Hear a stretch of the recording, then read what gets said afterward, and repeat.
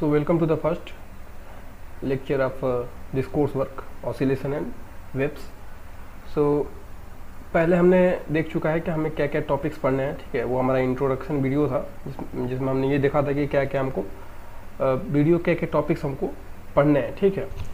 तो अब हम लोग क्या करेंगे, अब हम लोग वन बाय वन जो भी टॉपिक्स हमने लिखे थे उनको डिस्कस करेंगे, या बीच में जो भी टॉपिक्स नहीं मिलेंगे, ठीक है, उनको भी हम लोग डिस्कस करेंगे, ठीक है। तो चलिए शुरू करते हैं हमारा जो आज का टॉपिक है, ठीक है। हम लोग हर चीज़ को अच्छे से डिटेल में देखेंगे, ठीक है, कॉन्सेप्चुअली देखेंगे क्या होता है। तो सबसे पहले ऑसिलेशन को समझने के लिए सबसे पहले जो ज़रूरी होता है जो टॉपिक, वो होता है पीरियोडिक मोशन, ठीक है।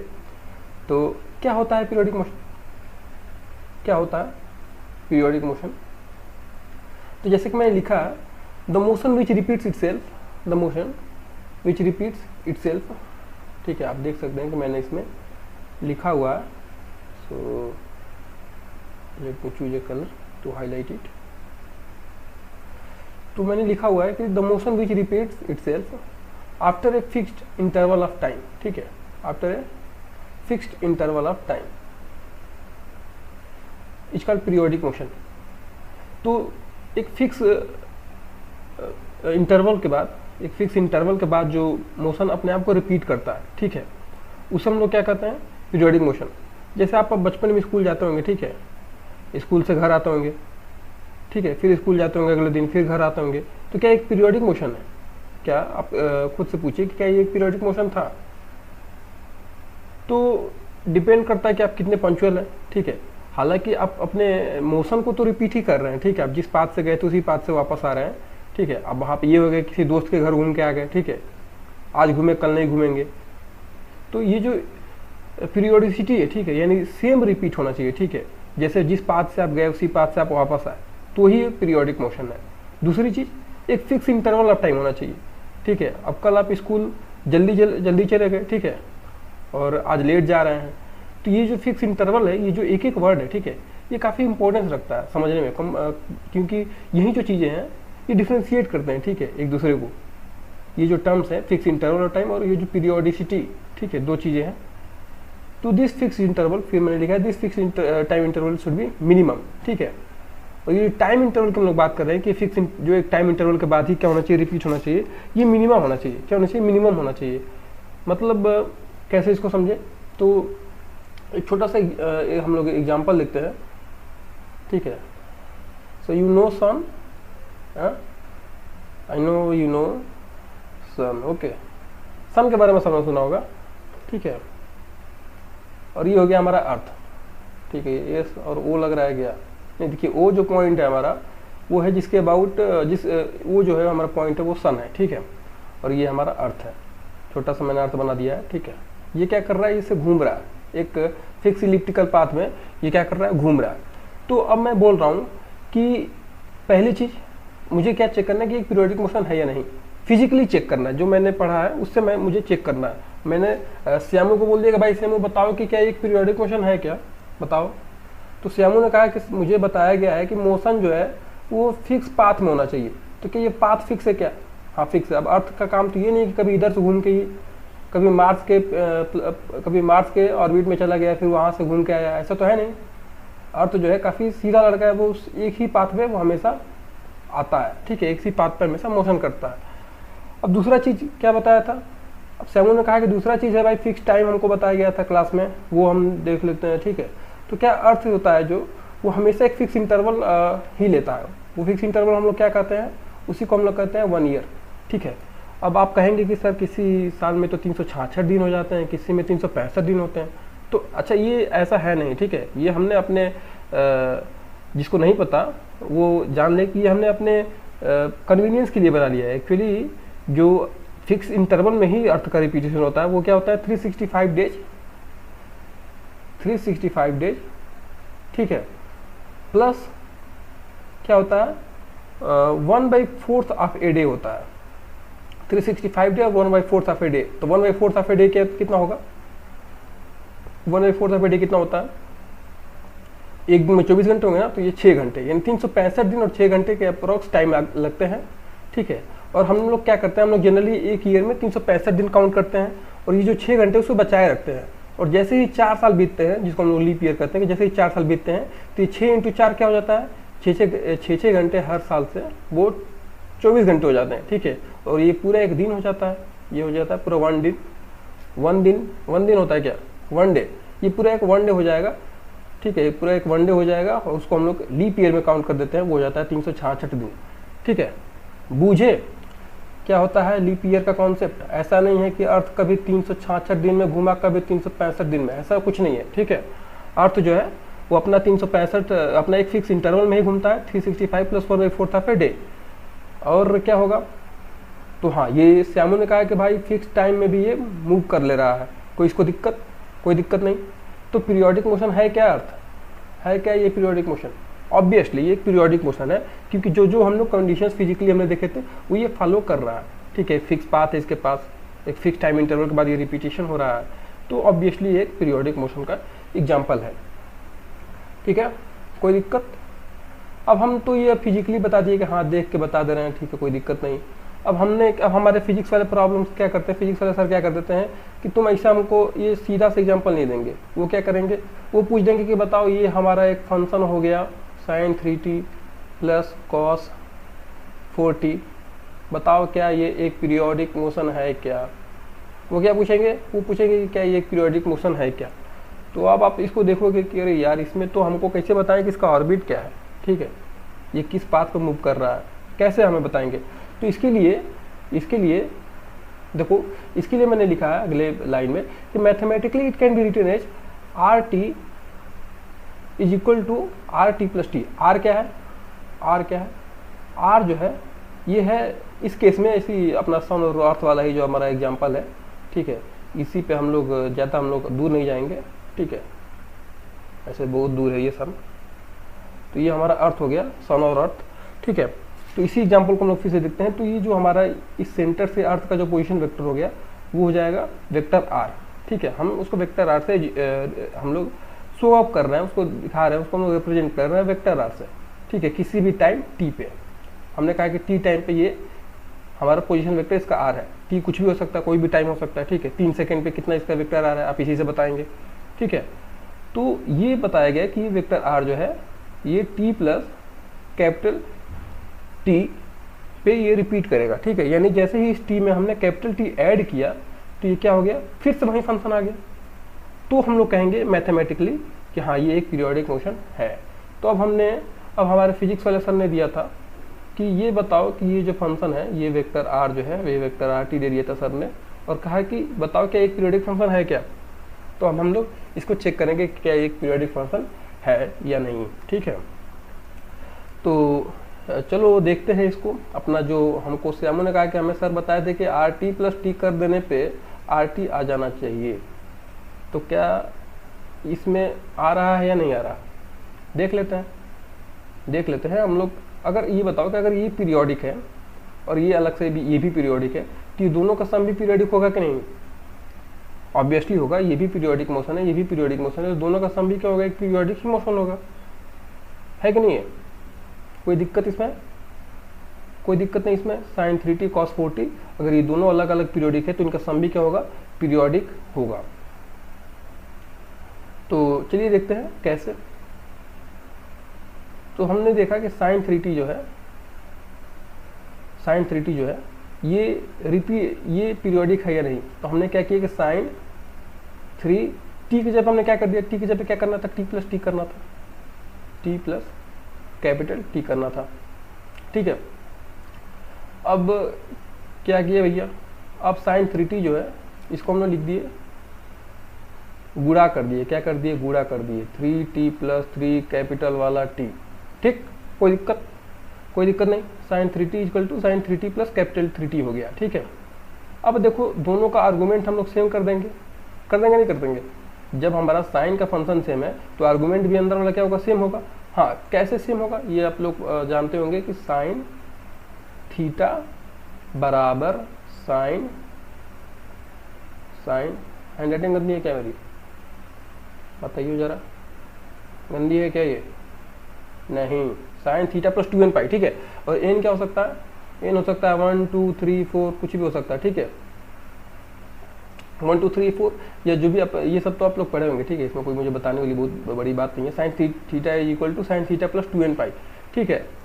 तो क्या ये फॉलो कर रहा है? ये अगर हम लोग ये इसको हम लोग ऐसे लिखें, ठीक है, हमको पता है कि साइन थीटा बराबर साइन थीटा प्लस 2n पाई होता है, तो हम लोग लिख दिए कि 3t, ठीक है, प्लस 2n पाई, ये हो जाएगा 3t प्लस कैपिटल 3t के बराबर। कोई दिक्कत? हमने क्या लिखा? साइन 3t को हम लोग साइन 3t को लिख दिया हमने साइन 3t। अच्छा ठीक है, मैं साइन एक बार लगा ही दे रहा हूँ, क्यों मैं जंप करूँ एक स्टेप, क्यों मैं करूँ जंप एक स्टेप, ठीक है, ये भी साइन है, इसके आगे यहाँ पर मैंने साइन छोटू सा साइन लिख दिया, ठीक है, कोई दिक्कत नहीं। अब ये साइन जो है ये sine 3t plus 2n pi is equal to sine 3t plus ये क्या 3 कैपिटल टी है, ठीक है। तो अब ये कोई दिक्कत, देखो मैंने इसी को ये लिख दिया है, ठीक है, इसी टर्म को मैंने ये लिख दिया है, तो मुझे नहीं लग रहा है कोई इसमें बहुत बड़ी परेशानी वाली बात है। आप लोग समझ रहे हैं इसको? यहाँ से अभी जो मैंने बताया ये तो मैथ वाले सर से जाकर पूछना, ठीक है, सामू चला गया मैथ वाले सर के पास, ठीक है। तो ये क्या हुआ? Sine 3t plus 2n pi equal to sine 3t plus 3 capital T. अब देखो, अब मैं इक्वल कर दे रहा हूँ दोनों को, तो 3, अब मैं आर्गूमेंट्स को अलग अलग इक्वल कर सकता हूँ, ठीक है, आर्गूमेंट्स को अलग अलग मैं इक्वल कर सकता हूँ। 3t प्लस 3 कैपिटल टी, देखो 3t से 3t खत्म, ठीक है, ये खत्म करने में बड़ा अच्छा लगता है ना। 2n पाई जब खत्म हो रहा है, अधिकतर लोगों को लग जाता है कि हाँ सवाल सही हो रहा है मेरा। ये t जो है आ गया हमारा 2n पाई बाई 3, तो क्या हुआ? इसका मतलब क्या हुआ? टाइम पीरियड का हमारा कुछ वैल्यू है ना, इसी t को हमने क्या बोला था? टाइम पीरियड बोला था। इसी फिक्स जो टाइम को हमने क्या बोला था? इसी को हम लोग कहेंगे आज से टाइम पीरियड, इसका नाम रख देते हैं, ठीक है।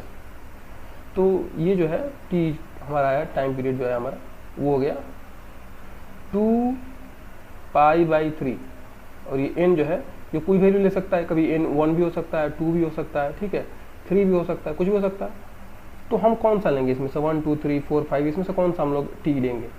तो हमने पढ़ा था, अभी हमने देखा था पिछले स्लाइड में कि ये कौन सा होना चाहिए, जो टी टाइम है, फिक्स टाइम जो है, ये मिनिमम होना चाहिए। क्या होना चाहिए? मिनिमम होना चाहिए। तो ये कौन सा होना चाहिए? 2 पाई बाई 3 होना चाहिए। 1 लेंगे हम लोग, क्या लेंगे? 1 लेंगे सबसे, तभी तो छोटा होगा। जितना ये बड़ा लोग वो भी कितना हो जाएगा? बड़ा होता जाएगा, कोई दिक्कत। ये हो जाएगा 2 पाई बाई, टाइम पीरियड हो जाएगा 2 पाई बाई 3। वैसे इसका भी निकालोगे, इसका क्या हो जाएगा? 2 पाई बाई 4 हो जाएगा, ठीक है, इसको कराऊंगा नहीं। 2 पाई बाई 4 अब ये दिख रहा है ना, ये 3 वाला नीचे चला जा रहा है, ये सही होता है, 2 पाई बाई 4 हो जा रहा है। तो मैं इसलिए ये कराया, आप बहुत सिंपल चीज़ है, इसमें कोई कराने वाली चीज़ नहीं थी, लेकिन हाँ मैं बताया कि ये RT प्लस टी कैसे यूज करना है, ये मैंने बताया। तो इसका भी एक फिक्स टाइम पीरियड आ रहा है और इसका भी एक फिक्स टाइम पीरियड आ रहा है। अब इसका कुछ LCM अगर आएगा, अगर इन दोनों का कुछ LCM जो होगा इनके टाइम पीरियड का, वो क्या होगा? इसका टाइम पीरियड होगा, है कि नहीं? तो ठीक है, अगले साइड पे देखते हैं। तो हमारा क्वेश्चन था, हमारा जो टाइम पीरियड था sine 3t plus cos 4t था ना। तो हमको पता है कि इसका टाइम पीरियड आएगा 2 पाई बाई 3, 2 पाई बाई 3, और इसका टाइम पीरियड कितना आ रहा? इसका टाइम पीरियड आ रहा है 2 पाई बाई 4, ठीक है। तो अब इनका जो LCM हो जाएगा, उस ये पूरे वेक्टर RT का टाइम पीरियड हो जाएगा। LCM जो होगा इसका, वही उसका पूरे टाइम पीरियड का, ठीक है, वो उसका जो LCM होगा वही उसका इस पूरे RT का हमारा टाइम पीरियड हो जाएगा, कंबाइंड टाइम पीरियड हो जाएगा, ठीक है। तो ऊपर 2 पाई हो जाएगा, ठीक है, कोई दिक्कत। और नीचे जो 3 और 4 है। अच्छा, ये जो है आप ऑब्वियसली आप ऐसे भी देख सकते हैं कि ये अगर ये है 3 सेकेंड के बाद ये रिपीट कर रहा है, ठीक है, और ये अगर 4 सेकेंड के बाद रिपीट कर रहा है, ये अगर 3 सेकेंड के बाद रिपीट कर रहा है, ये 4 सेकेंड के बाद रिपीट कर रहा है, तो दोनों एक साथ कैसे रिपीट करेंगे? अब ये दोनों मोशन जब कंबाइन कर देंगे तो ये कब रिपीट करेंगे? तो इनका जो LCM लेंगे आप, ठीक है, अप्रोक्सीमेटली 12 सेकेंड के बाद ये क्या करेगा? रिपीट करेगा। तो 2 पाई के LCM ले लेते हैं। अब इसका LCM जो लेंगे हम लोग क्या हो जाएगा? 3 और 4 का, वो क्या होगा? HCF ले लेते हैं नीचे वाला ना। हाँ देख लो ना ये कैसे LCM लेते हैं इसका। न्यूमरेटर का शायद हम लोग ले लेते हैं LCM और डिनोमिनेटर का ले लेते हैं HCF, ठीक है। डिनोमिनेटर का हम लोग क्या कर लेते हैं? HCF ले लेते हैं। 3 4 का HCF क्या हो जाएगा? हाईएस्ट कॉमन फैक्टर 2 पाई। अच्छा, ये वाला चीज़ थोड़ा देख लेना आप तुम, ठीक है। तो 2 पाई होगा, 2 पाई के बाद क्या करेगा? ये पूरा रिपीट करेगा, ठीक है। 2 पाई के बाद ये पूरा रिपीट करेगा। तो कोई दिक्कत नहीं। तो हमारा इस सिस्टम का हमारा टाइम पीरियड निकल गया, ठीक है। यानी ये हमारा एक पीरियोडिक फंक्शन है। तो पीरियोडिक फंक्शन पहचानने का ये हमारा एक तरीका है। अच्छा, अब हमको सर ने दे दिया कि आर टी जो है, अब ये बताओ ई पावर टी दे दिया, क्या ये पीरियोडिक फंक्शन है क्या? तो पहले चीज तो आप ऐसे ही बता दोगे कि नहीं ये पीरियोडिक फंक्शन नहीं है। नहीं, अब अगर आपको बहुत ज़्यादा मेहनत करने का शौक है तो आप करो E T is equal to E T plus capital T, ठीक है, ये कर दो। और आप जब करोगे तो ये हो जाएगा ई पावर टी इंटू ई पावर कैपिटल टी, ठीक है। यहाँ से ई पावर टी कैंसिल हो गया, ई पावर टी आ गया हमारा 1, इसको हम लोग लिखेंगे ई पावर 0, ठीक है। और यहाँ से आ गया टाइम पीरियड 0, मतलब क्या हुआ भैया? टाइम पीरियड 0 का मतलब क्या हुआ? टाइम पीरियड 0 का मतलब ये हुआ कि नहीं, का मतलब हुआ नहीं, ये रिपीट नहीं होने वाला, ठीक है। कोई टाइम इंटरवल 0 है इनके बीच में, यानी ऐसा कोई टाइम पीरियड एग्जिस्ट नहीं कर रहा है जिसके बाद ये फंक्शन क्या हो, रिपीट हो, ठीक है। ये मोशन पीरियोडिक मोशन नहीं है। तो अच्छा, कैसे आप बता सकते हो? ये फंक्शन का आप तो ग्राफ दे के बता सकते हो, ठीक है। ये फंक्शन का आप ग्राफ दे के बता सकते हो कि कौन सा फंक्शन पीरियोडिक है, कौन सा फंक्शन पीरियोडिक नहीं है, ठीक है। तो हम इधर फंक्शन मतलब फंक्शन लिखेंगे आर टी, ठीक है, और इधर हम लोग टाइम लिख देंगे, ठीक है। इधर हमारा टाइम बढ़ रहा है और इधर हमारा आर टी बढ़ रहा है, ठीक है। तो आर टी जो होगा इस केस में, ई पावर टी वाले केस में क्या होगा, ये ऐसे एक्सपोनेंशियली बढ़ेगा ना। टाइम बढ़ाएंगे तो एक्सपोनेंशियल में ये क्या हो जाएगा, बढ़ते जाएगा। ई पावर टी पे क्या होगा, 0 हो, ई पावर टी का वैल्यू 0 पे ये 1 होगा, ठीक है। ये 1 है 0 पे, ठीक है। तो ये ग्राफ वाला चीज़ है। तो यहाँ से दिख रहा है कि आर टी जो है वो क्या हो रहा है, हमेशा ऊपर ही बढ़ते जा रहा है, ठीक है। जब ये नीचे आएगा ही नहीं, जब ये नीचे नहीं आएगा तो कहाँ से रिपीट होगा, नहीं होगा। लेकिन हम लोग साइन 3t और कॉस 4t वाला जब देखे, इन दोनों का हम लोग ग्राफ बनाए जब, तो हमको पता है कि साइन 3t का ग्राफ कैसे होता है। साइन 3t का ग्राफ, ठीक है, कुछ ऐसे होगा। और ये जो रिपीटेशन हुआ है, ठीक है, अब इसके बाद फिर से क्या होगा, फिर से ऐसे ही जैसे पहले चला था फिर से वैसे ही चलेगा, ठीक है। यानी यहाँ से और फिर ये देखो, यही चीज़ यहाँ तक जो मोशन हुआ, ये बढ़ा आर टी का वैल्यू, फिर आर टी का वैल्यू यहाँ पे नीचे हुआ, घटा, फिर ऊपर से फिर से बढ़ा, ठीक है। और इस केस में देखो यहाँ पे यही मोशन जो है, यही वाला पार्ट जो है पूरा फिर से रिपीट हो रहा है। इसी को कहेंगे हम लोग पीरियोडिक मोशन। और ये जी इसके बाद रिपीट हो रहा है, तो इसमें जो टाइम रहेगा उसको हम लोग कहेंगे टाइम पीरियड, ठीक है। कॉस 40 का जब ग्राफ बनाओगे तो क्या होगा, वो कुछ ऐसे होगा। अच्छा, ठीक है, मैं वो 40 है तो इसलिए मैं उस पर ज़्यादा ध्यान नहीं दे पा रहा हूँ, ठीक है। तो वो ऐसे ऐसे वो, अच्छा, अब हम लोग दोनों को क्या कर देंगे, सम कर देंगे, और वो कुछ टाइम के बाद वो भी क्या करेगा, रिपीट करेगा, ठीक है। तो आई होप अभी तक आपको इतना समझ में आ गया, इतना में कोई दिक्कत नहीं, ठीक है। अब क्या देख लेते हैं, अब पीरियोडिक मोशन आपको समझ में आ गया है, ठीक है। मुझे लग रहा है पीरियोडिक मोशन में कोई प्रॉब्लम होगा। पीरियोडिक मोशन का कोई भी प्रॉब्लम आए तो आप एक बार सोच सकते हो, सोचने का आपको तरीका मिल गया कि कैसे पीरियोडिक मोशन के प्रॉब्लम्स को हम लोग सोचेंगे, ठीक है। अब हम लोग थोड़ा सा देख लेते हैं ऑसिलेशन। क्या देख लेते हैं, ऑसिलेशन। अरे भैया, ये तो अपना मेन जो टॉपिक है वहीं उठा दिया, ठीक है। एक ही बार में ख़त्म कर देंगे क्या सर जी? नहीं, ऑसिलेशन हम लोग बस देखेंगे है क्या। ये तो पूरा मतलब यार टॉपिक है, ठीक है। अब मैं फिजिक्स का डिफिनेशन दूँ तो मैं ऐसा थोड़ा ना कि फिजिक्स पूरा पढ़ा दूंगा, ठीक है। तो ऑसिलेशन क्या होता है, क्या होता है भैया ऑसिलेशन? ऑसिलेशन होता है to and fro periodic motion. क्या होता है? To and fro periodic motion. दो टर्म है, एक तो पीरियोडिक मोशन। पीरियोडिक मोशन मुझे बताना नहीं है, मैं बता दिया पीरियोडिक मोशन होता क्या है। बस एक्स्ट्रा टर्म आ गया है टू एंड फ्रो। हाँ, to and fro about a mean position, about a stable mean position, ठीक है। ये सब अलग से हम लोग टर्म डिस्कस करेंगे क्या होता है, ठीक है। स्टेबल मीन पोजीशन है।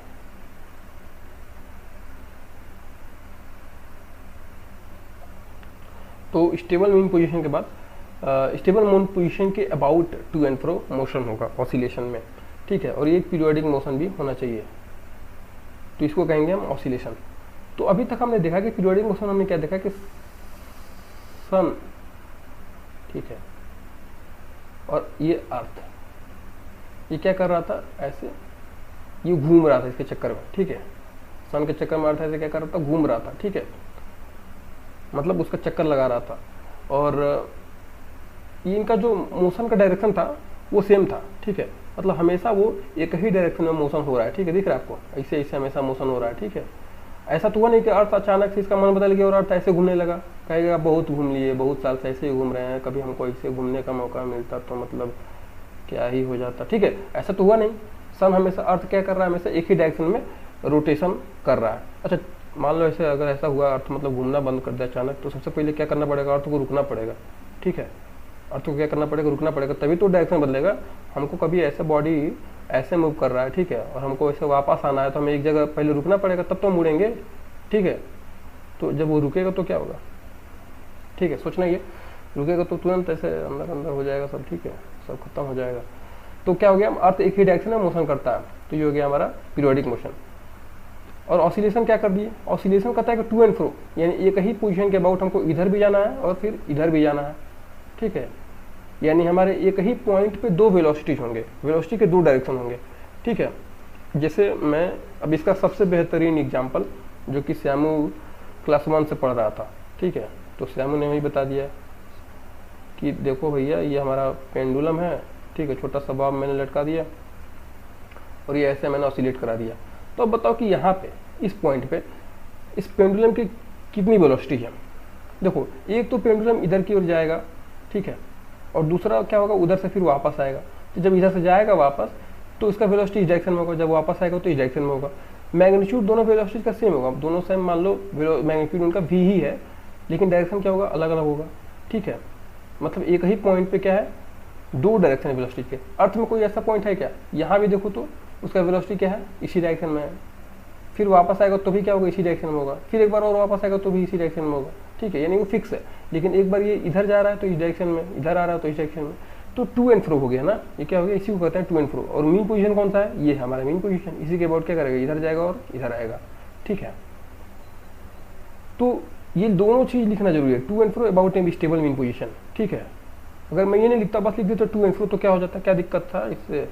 तो मैं तो श्यामू पूछ देता हमसे कि सर आप तो स्टेबल मीन पोजीशन बताए नहीं थे, तो अब बताइए इस पॉइंट के अबाउट, इस पॉइंट पी के अबाउट इधर जा ही नहीं रहा, क्या नहीं समझे क्या। श्यामू पूछा वहाँ का, ठीक है, तो वो कैसे भी पूछ सकता है क्वेश्चन। तो श्यामू ने पूछा कि ये बताइए कि आपने हमको बताया था कि to and fro stable mean position आपने बोला नहीं था हमको, तो हमारा पेंडुलम जो है वो मैक्सिमम यहाँ तक जा रहा है और इधर भी मैक्सिमम इतना यहाँ तक जा रहा है, तो इस पॉइंट पी के अबाउट तो बस इधर ही जा रहा है ना, ये इधर तो आ नहीं रहा है, इसके इस पॉइंट के अबाउट इधर तो नहीं जा रहा है अबाउट, यहीं पर रुक जा रहा है। तो इसके अबाउट तो ऑसिलेशन है नहीं, ऑसिलेशन किसके अबाउट है, स्टेबल मीन पोजीशन के अबाउट, ठीक है, तो ये लिखना जरूरी है।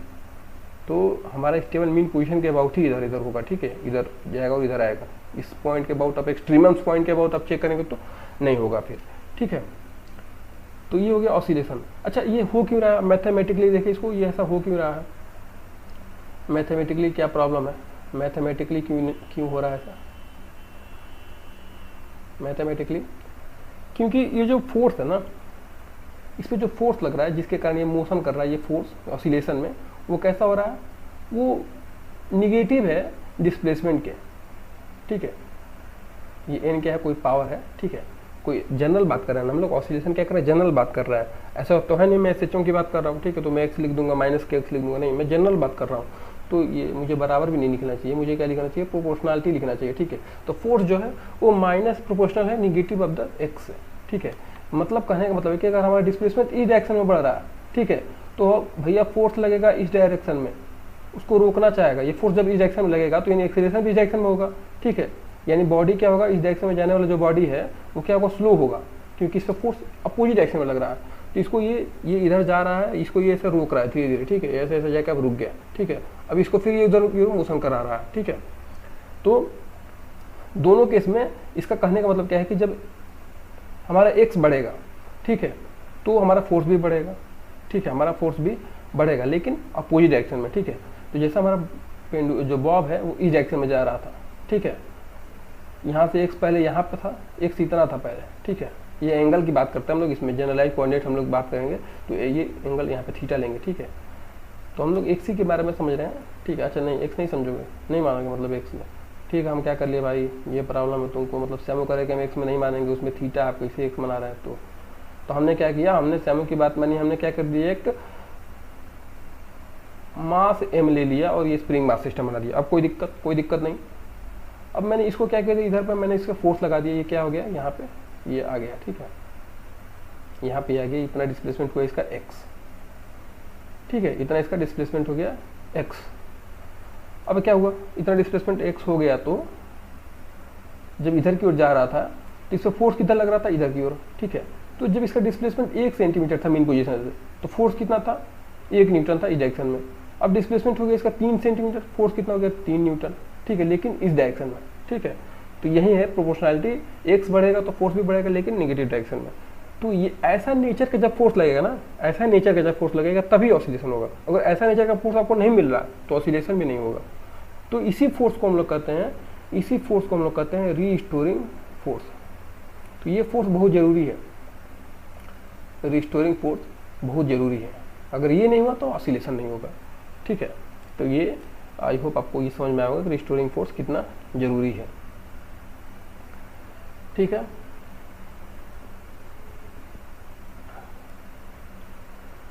तो रिस्टोरिंग फोर्स आपको आइडिया लग गया, फोर्स ऑसिलेशन में फोर्स कैसा किस नेचर का होता है और क्यों ऑसिलेशन में वैसा मोशन होता है, टू एंड फ्रो क्यों होता है, ठीक है। अब मैं देखूंगा कंडीशन ऑफ, अब मैं लिखूंगा कंडीशन ऑफ, अच्छा ठीक है, थोड़ा मुझे यहाँ से इसका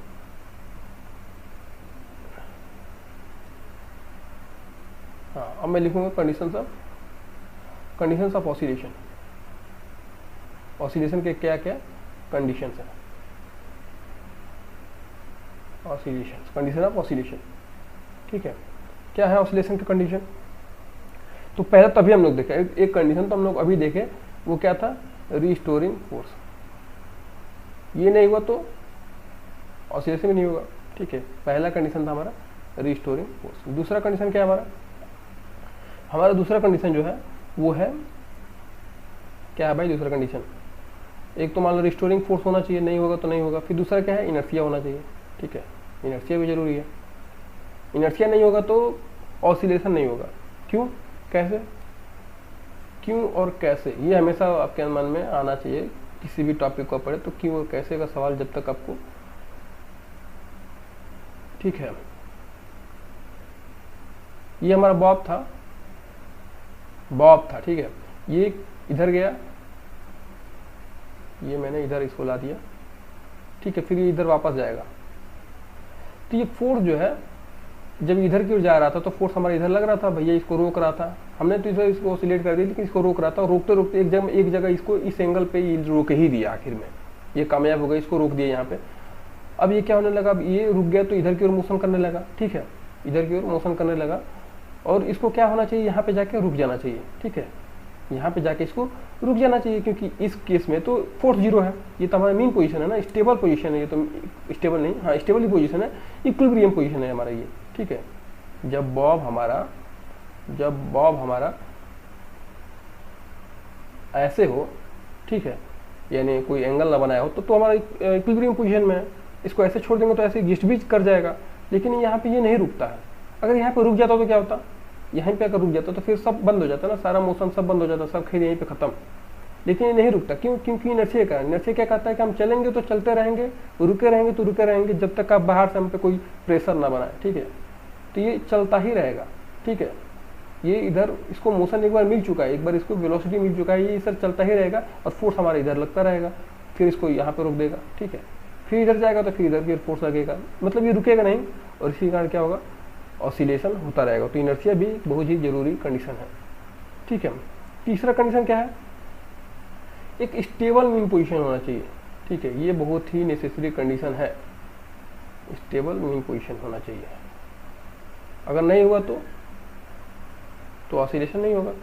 ये सब कंडीशन है, ये तीनों नेसेसरी कंडीशन है। आपसे कोई पूछा ऑसिलेशन की कितने कंडीशन है, तीन condition, restoring force, inertia, stable mean position, ठीक है। स्टेबल मीन पोजीशन नहीं होगा तो क्या होगा, आइए देखते हैं।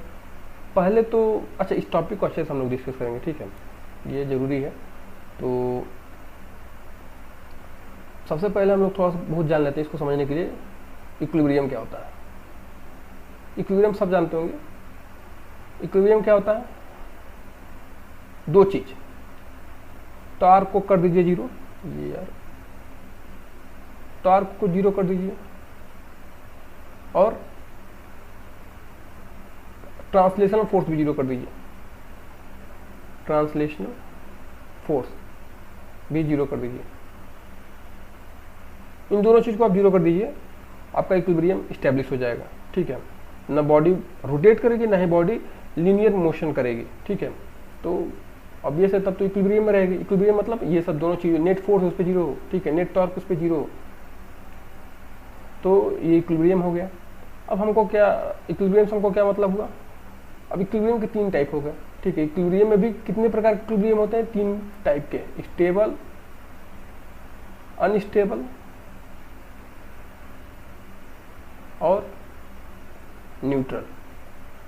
ये 3 टाइप के होते हैं इक्विलिब्रियम। ठीक है, ये 3 टाइप के इक्विलिब्रियम होते हैं आपके। सबसे सुंदर होता है स्टेबल इक्विलिब्रियम। क्या होता है? सबसे सुंदर होता है स्टेबल इक्विलिब्रियम। इसको मुझे डेफिनेशन लिखने की आवश्यकता है नहीं, मैं बता देता हूँ, क्योंकि एक बार अब मैं बता दिया ना तो वो आपके दिमाग में बैठ जाएगा। ठीक है, फिर आपको भूलना नहीं है उसे। स्टेबल इक्विलिब्रियम क्या होता है? ठीक है, मैंने क्या ले लिया? कटोरा, बाउल। क्या ले लिया? बाउल, कटोरा। यू नो कटोरा? कटोरा is something made up of steel or whatever. In your house you will get. Ask your parents about कटोरा, they will tell you. ठीक है, तो मैंने क्या ले लिया? कटोरा ले लिया। यहाँ पे मैंने रख दिया एक बॉल। ठीक है, मुझे कलर बदलना है, मुझे कलर, क्योंकि बॉल और कटोरा मैंने एक ही कलर का नहीं रखना। ठीक है, ये हो गया मेरा बॉल। ठीक है, अब बॉल क्या ये इक्विलिब्रियम में है क्या? हाँ है, इक्विलिब्रियम में ये है। देखो नीचे लग रहा है mg बॉल के कारण और ऊपर लग रहा है नॉर्मल रिएक्शन। ठीक है, इस कटोरे के सरफेस के कारण। ठीक है, परपेंडिकुलर इससे लगेगा नॉर्मल रिएक्शन। तो क्या हो, क्या दिक्कत है? कोई दिक्कत नहीं, अभी इक्विलिब्रियम में है। लेकिन एक आदमी आया, श्यामू आया, इसको क्या कर दिया? इसको इधर की ओर ले जाकर छोड़ दिया। ठीक है, इसको यहाँ पर ले जाकर छोड़ दिया, तो अब क्या दिक्कत हुआ? अब mg लग रहा है नीचे। ठीक है, नॉर्मल रिएक्शन लग रहा है सरफेस से परपेंडिकुलर। ठीक है, नेट फोर्स लगेगा इस रिएक्शन में। ठीक है, यानी अब बॉडी इक्विलिब्रियम में नहीं है, बॉडी मोशन करेगी और किधर की ओर जाएगी? ये देखो यहाँ पे इक्विलिब्रियम की तरफ जा रही है, अपने जहाँ इक्विलिब्रियम था उसी की डायरेक्शन में जा रही है। ठीक है, इसी की डायरेक्शन में जा रही है। ठीक है, इधर की ओर आ रही है। या इधर लेकर आ जाओगे तो फिर किधर की ओर जाएगी? इधर की ओर जाएगी। यानी इसको उस जगह से कितना प्यार है। ठीक है, इसको कहीं भी ले जाकर छोड़ो, वो उसी पोजीशन पे आना चाह रही है। ठीक है, जहाँ से इसको ले जाकर छोड़ रहे हो। ठीक है, तो इसका सिंपल सा स्टेबल इक्विलिब्रियम का सिंपल सा चीज़ होता है कि always come to the equilibrium point. Body को अगर आप डिस्प्लेस करोगे फॉर लिटिल डिस्प्लेसमेंट, ये भी है, हाँ लिटिल डिस्प्लेसमेंट लिखना जरूरी है। ठीक है, for little displacement if body tends to, अच्छा ये मैं जो लिखवा रहा हूँ, जो पढ़ा रहा हूँ, ठीक है, उसको लिख देना एक जगह। तो इक्विलिब्रियम पोजीशन, अभी तो ये हम लोग बेस बना रहे हैं। ठीक है, इसके बाद हम लोग जब ये सब कॉन्सेप्ट्स क्लियर हो जाएंगे ना, ठीक है, जब आपको पता होगा कि जब आप क्वेश्चन कर रहे होंगे आपके अंदर डाउट नहीं आएगा कि हाँ इक्विलिब्रियम पोजीशन कौन सा चाहिए, इक्विलिब्रियम में है या नहीं, ऐसे डाउट नहीं होने चाहिए। ठीक है, आपको क्लियर होना चाहिए। Body tends to equilibrium for little displacement, if body tends to equilibrium then equilibrium position. ठीक है, इक्विलिब्रियम पोजीशन की ओर टेंड करे वो हल्का सा अगर डिस्प्लेस करने के बाद भी, then that equilibrium position is called stable equilibrium. That equilibrium is called stable equilibrium. इतना मुझे लिखवाना नहीं है। ठीक है, तो ये हो गया।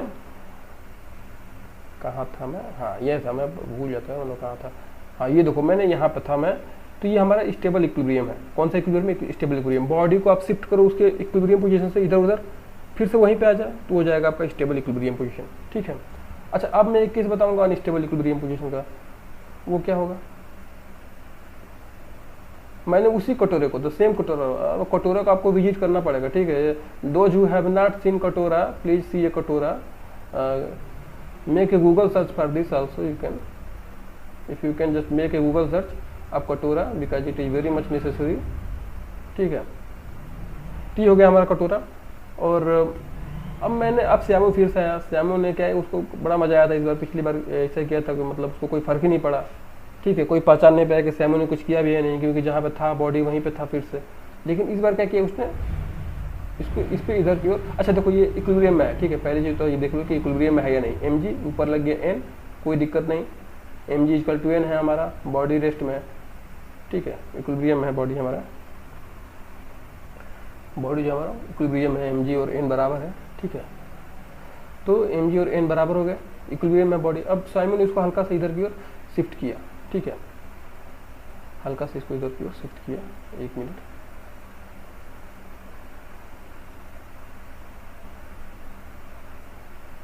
तो इसको हल्का से इधर की जब शिफ्ट किया गया इसको, तो बॉडी आ गया यहाँ पे, ठीक है। अब इधर की ओर लग रहे हैं हमारे नॉर्मल रिएक्शन और इधर की ओर लग रहा है हमारा mg, बॉडी भी लग रहा है फोर्स इधर, बॉडी इधर की ओर आने लगा, ठीक है। सिमिलरली अगर इधर की भी से हम किया होता तो भी क्या होता, बॉडी इस डायरेक्शन में ही आ रहा था। यानी इसका स्टेबल जो इक्विलिब्रियम पोजीशन है, देख रहे हो, इसका स्टेबल इक्विलिब्रियम पोजीशन जो यहाँ पे था उससे दूर जा रहा है हमेशा। तो अगर ऐसा केस बने कि स्टेबल इक्विलिब्रियम पोजीशन से वो दूर जा रहा है, सॉरी स्टेबल नहीं, इक्विलिब्रियम पोजीशन से अपने वो दूर भाग रहा है, ठीक है, तो उस अगर हल्का से भी उसको उसके उस इक्विलिब्रियम पोजीशन से हमने छेड़छाड़ की तो वो वहाँ से दूर निकल जाएगा, वो वहाँ से निकल जाएगा, ठीक है। उसको कहते हैं हम लोग अनस्टेबल इक्विलिब्रियम। अच्छा, अब तीसरा आता है न्यूट्रल इक्विलिब्रियम। न्यूट्रल लोग आप लोग बहुत देखे होंगे, ठीक है, ये होता है न्यूट्रल इक्विलिब्रियम। इसमें क्या होता है,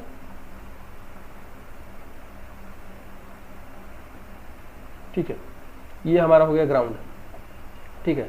ग्राउंड कहने का मतलब ये है कि हाइट सबका सेम है, एक मतलब आप ओशन से जाके, आप समुद्र से जाके भी नाप ले इसको तो इसका हाइट क्या है, सेम है, ठीक है, सेम सब। अच्छा, मैं सिंपल फिजिक्स के बारे में बात करूँ तो इसका ये पोटेंशियल एनर्जी सेम है, इस पॉइंट पे इसका पोटेंशियल एनर्जी सेम है, कोई दिक्कत नहीं है, ठीक है, सब पोटेंशियल एनर्जी सब जगह इस पूरे सरफेस पे सेम है। तो क्या बॉडी यहाँ पे इक्विलिब्रियम में है क्या, नीचे लग गया हमारा mg, ऊपर लग गया n, mg और n बराबर है, नहीं बराबर हो तो जमीन छेद के नीचे चला जाता, ठीक है, ऐसा कुछ हो नहीं रहा है तो हम लोग मान ले रहे हैं कि mg और n बराबर है, ठीक है। अब इधर की ओर हमने इसको क्या किया, डिस्प्लेस कर दिया, सैमो आया, फिर से वो यही काम किया जो करता रह रहा है वो, ठीक है, उसने इसको डिस्प्लेस किया इस साइड। अब क्या हुआ, अब वो देखा कि कोई फर्क नहीं पड़ रहा इस पर, ठीक है, यहाँ भी क्या है, इक्विलिब्रियम में ही है, ठीक है, यहाँ भी और mg और n उसका बराबर है। फिर उसने एक बार इधर की ओर किया, यहाँ भी वो देखा कि mg और n जो है वो बराबर है, यहाँ भी देखा कि वो mg और n उसके बराबर है, ठीक है।